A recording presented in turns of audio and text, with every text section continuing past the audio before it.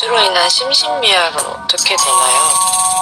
Para pecinta drama Korea terkasih, hari ini kita akan membahas Pratinjau dari drama Miss Night and Day episode 8. Sebelumnya, di waktu matahari akan terbenam, Kwon mengungkapkan bahwa ia telah mengetahui rahasia Mijin yang bisa berubah menjadi wanita tua dan muda, sehingga membuat Mijin tampak terkejut. Lalu tiba-tiba Mijin menerima telepon dari Ji-ung sehingga membuatnya tambah pusing dan akhirnya terjatuh.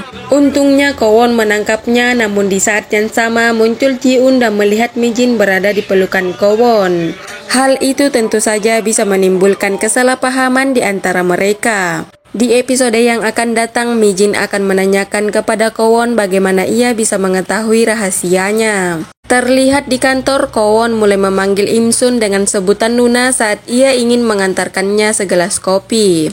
Namun Im-sun terlihat menghindar dan berlari menaiki tangga sehingga Kwon terus mengejarnya. Setelah itu Kwon menanyakan sampai kapan Im-sun akan menghindarinya dan mengatakan bahwa ia mungkin bisa membantu Im-sun. Setelah kejadian itu, Mijin dan Kwon mulai semakin dekat sebagai teman. Terlihat mereka bahkan tampak kegirangan setelah menerima transfer dari sesuatu yang berhasil Im-sun jual ke penawar tertinggi. Sepertinya mereka sedang membicarakan game online yang biasa Mijin mainkan.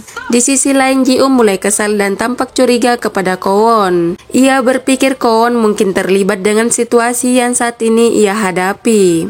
Kemudian di lain waktu, Im-sun menemukan fakta tentang Ko Na-heun yang sebenarnya menghilang dan bukan kabur seperti dugaan sebelumnya. Sepertinya mereka akan menemukan petunjuk atas kasus hilang berantai yang selama ini mereka tangani. Sementara itu, saat Ji-ung menyelidiki kasus ibunya, ia berhadapan dengan Baek Cheol-gyu. Sepertinya Baek Cheol-gyu memiliki kaitan dengan kasus ibunya Ji-ung. Karena terlihat Baek Cheol-gyu berada di tempat kejadian saat ibu Ji-ung dibawa oleh petugas kepolisian. Sehingga di kantor kejaksaan, Ji-ung menemui Baek Cheol-gyu dan menanyakan apakah Baek Cheol-gyu pernah melihatnya di tempat lain.